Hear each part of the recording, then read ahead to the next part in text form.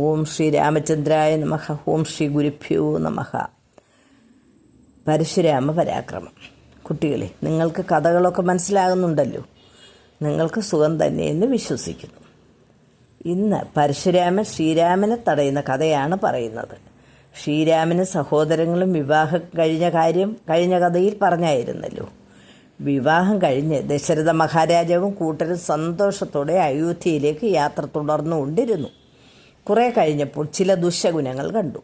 വസിഷ്ഠനോട് ദുർനിമിത്തങ്ങളുടെ കാരണം എന്താണെന്ന് ദശരഥൻ ചോദിച്ചു. ചെറിയ ഒരു ഭയം ഇപ്പോൾ ഉണ്ടാകുമെന്നും പേടിക്കാനൊന്നുമില്ലെന്നും എല്ലാം മംഗളമായി ഭവിക്കുമെന്നും വസിഷ്ഠൻ പറഞ്ഞു. അപ്പോഴേക്കും പരശുരാമൻ ചുമലിൽ വെൺമഴുവും ചാപബാണങ്ങൾ ധരിച്ച ക്രുദ്ധനായി പ്രത്യക്ഷപ്പെട്ട് അവരുടെ യാത്രയെ തടഞ്ഞു. ഭയം കൊണ്ട് ദശരഥൻ താണു വീണ് നമസ്കരിച്ചിട്ട് ഭക്തിയോടുകൂടി പരശുരാമൻ്റെ ഗുണഗണങ്ങൾ പറഞ്ഞ് സ്തുതിച്ചു.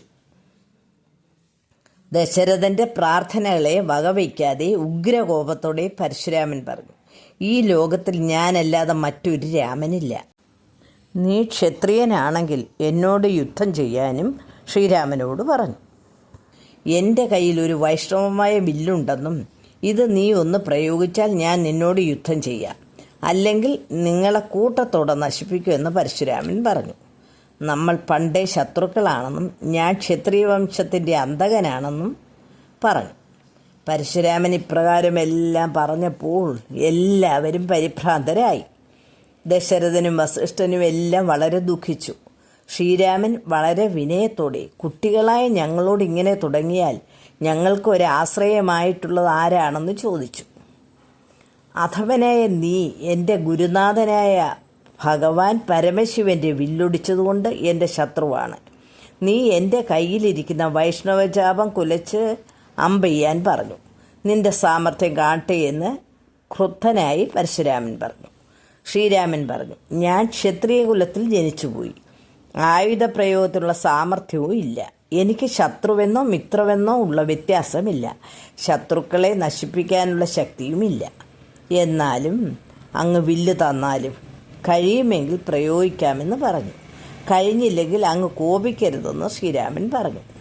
എന്നിട്ട് വന്ദിച്ചുകൊണ്ട് ശ്രീരാമൻ വില്ല് വാങ്ങി നിന്നപ്പോൾ 14 ലോകങ്ങളും ദിവ്യപ്രകാശത്താൽ നിറഞ്ഞു. ശ്രീരാമൻ വില്ല് കുലച്ച് അമ്പ് തൊടുത്തിട്ട് പരശുരാമനോട് ചോദിച്ചു, അല്ലയോ ഭാർഗവരാമ, എൻ്റെ അമ്പ് നിഷ്ഫലമാകുകയില്ല. അതിനാൽ അങ്ങ് തന്നെ എൻ്റെ ബാണത്തിന് ലക്ഷ്യം കാട്ടിത്തരാൻ ശ്രീരാമൻ പറഞ്ഞു. അപ്പോൾ തൻ്റെ ദിവ്യദൃഷ്ടിയാൽ ശ്രീരാമൻ ആരാണെന്ന് പരശുരാമന് മനസ്സിലായി. എന്നിട്ട് വളരെ സന്തോഷത്തോടെ പരശുരാമൻ തൻ്റെ പഴയ ചരിത്രം പറഞ്ഞു. വളരെ ചെറുപ്പത്തിൽ ഞാൻ മഹാവിഷ്ണുവിനെ തപസ് ചെയ്തു. കഠിനമായ തപസ്സിൻ്റെ ഫലമായി വിഷ്ണു ഭഗവാൻ എൻ്റെ മുൻപിൽ പ്രത്യക്ഷപ്പെട്ടു. നിന്റെ തപസ്സുകൊണ്ട് ഞാൻ സന്തുഷ്ടനായിരിക്കുന്നെന്നും നീ എൻ്റെ ചൈതന്യത്തോട് കൂടിയവനാണെന്നും പറഞ്ഞു. അങ്ങ് ഇവിടെ ചില കർത്തവ്യങ്ങൾ ചെയ്യണമെന്ന് പറഞ്ഞു. അങ്ങയുടെ പിതാവിനെ കൊന്നവനും കേകയ രാജ്യത്തിൻ്റെ അധിപനുമായ കാർത്തികവീര്യ അർജുനനെ വധിക്കണമെന്ന് പറഞ്ഞു. ക്ഷത്രിയ വംശത്തെ 21 തവണ യുദ്ധത്തിൽ വധിച്ച് ഭൂമിയെ മുഴുവൻ കാശ്യപന് ദാനം ചെയ്യണമെന്നും പറഞ്ഞു. പിന്നെ അങ്ങ് തപോനിഷ്ഠനായി ജീവിക്കണമെന്നും ഞാൻ ഇനി ത്രേതായുഗത്തിൽ അയോധ്യ രാജാവായ ദശരഥൻ്റെ പുത്രനായി ഭൂമിയിൽ വന്ന് അവതരിക്കുമെന്ന് പറഞ്ഞു. അന്ന് നമുക്ക് തമ്മിൽ കാണാമെന്നും അപ്പോൾ നീ എന്നിൽ നിന്നും സ്വീകരിച്ച വൈഷ്ണവ തേജസ് മുഴുവൻ ഒരു കുറവും കൂടാതെ ശ്രീരാമനിലാക്കണം. എന്നോട് വീണ്ടും തപസ് ചെയ്തോളാൻ ഭഗവാൻ പറഞ്ഞിട്ട് അപ്രത്യക്ഷനായി. അങ്ങ് രാമനായി അവതരിച്ച മഹാവിഷ്ണുവാണല്ലോ. എന്നിലുള്ള വൈഷ്ണവ ശക്തി മുഴുവൻ അങ്ങയിലേക്ക് പകരാൻ വേണ്ടിയാണ് വില്ല് തന്നതെന്ന് പരശുരാമൻ പറഞ്ഞു. അല്ലയോ രാമ, എൻ്റെ പേരിൽ അല്പമെങ്കിലും അനുഗ്രഹം ഉണ്ടെങ്കിൽ ഭഗവത് ഭക്തന്മാരുടെയും ഭഗവത് പാദങ്ങളെ സേവിക്കുന്നവരുടെയും ഉള്ളിൽ എപ്പോഴും ഭക്തി ഉണ്ടാകണമെന്നും എൻ്റെ സ്തുതി ജപിക്കുന്നവൻ ഭക്തനും തത്വജ്ഞനുമാകണമെന്നും പറഞ്ഞു. പ്രത്യേകിച്ച് മരണകാലത്തിൽ അങ്ങയുടെ പാദങ്ങൾ മനസ്സ് ചിന്തിക്കുവാൻ അനുഗ്രഹിക്കണമെന്നും പറഞ്ഞു. അങ്ങനെ സംഭവിക്കട്ടെ എന്ന് ശ്രീരാമൻ പറഞ്ഞു. അപ്പോൾ പരശുരാമൻ ശ്രീരാമനെ നമസ്കരിച്ചിട്ട് തപസ്സിനായി മഹേന്ദ്ര പർവ്വതത്തിലേക്ക് പോയി. പിന്നീട് ദശരഥന് ഭാര്യമാരും മക്കളും മറ്റുള്ളവരുമായി അയോധ്യയിലെത്തി സ്വസ്ഥമായിട്ട് ജീവിച്ചു. ശ്രീരാമാദികളായ ദശരഥപുത്രന്മാർ ഭാര്യമാരോടുകൂടി സന്തോഷത്തോടെ ജീവിച്ചു. കുഞ്ഞുങ്ങളെ, ശ്രീരാമൻ്റെ വിനയത്തോടെയുള്ള സ്വഭാവവും കൊണ്ട് ദേഷ്യത്തോടെ വന്ന പരശുരാമൻ്റെ ദേഷ്യം മാറി തൻ്റെ കയ്യിലുണ്ടായിരുന്ന അസ്ത്രം കൊടുത്തതും പിന്നെ ഭഗവാനെ സ്തുതിച്ചതുമെല്ലാം കണ്ടല്ലോ.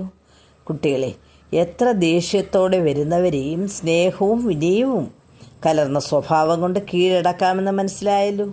അതുപോലെ നിങ്ങളും നമ്മുടെ ജീവിതത്തിൽ ശത്രുക്കളെ പോലും ശത്രുത മറന്ന് സ്നേഹിക്കണം. കുഞ്ഞുങ്ങളെ, ഇന്ന് ബാലകാണ്ഡം തീരുകയാണ്. ഇനി അയോധ്യാകാന്ഡം തുടങ്ങാമെന്ന് പറഞ്ഞുകൊണ്ട് നിർത്തുന്നു. ഹരി ഓം തത്സത്.